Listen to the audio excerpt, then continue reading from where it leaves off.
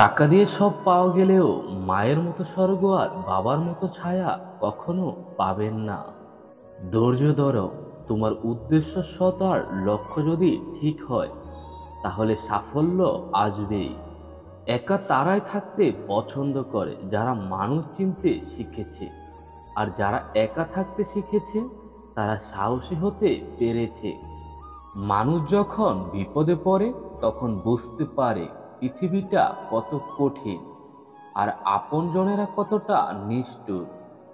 পায়ের তলার মাটি শক্ত হলে কাঁধে হাত রাখার লোকের অভাব হয় না।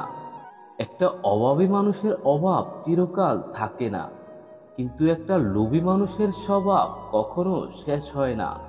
জীবনে সমস্যার প্রয়োজন আছে, সমস্যা আছে বলেই সাফল্যের এত স্বাদ। যদি সুযোগ দরজায় না আসে তবে নিজেই সুযোগ সৃষ্টি করো।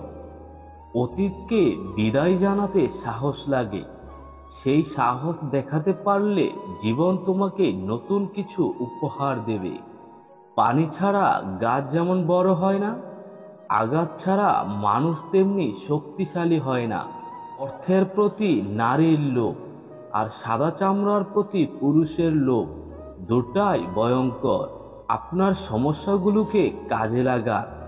সাধারণ মানুষ সময় কাটানোর চেষ্টা করে, অসাধারণ মানুষ সময়কে কাজে লাগানোর চেষ্টা করে। বয়স সেই পর্যায়ে চলে গেছে যেখানে ঘুম কম আর ভবিষ্যৎ নিয়ে চিন্তা বেশি।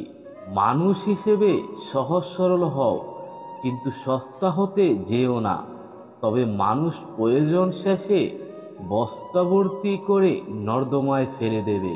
জীবনে এমন কিছু করো আজকে যে তোমার ফোন রিসিভ করছেন না, সে যেন কাল তোমাকে গুগলে সার্চ করে।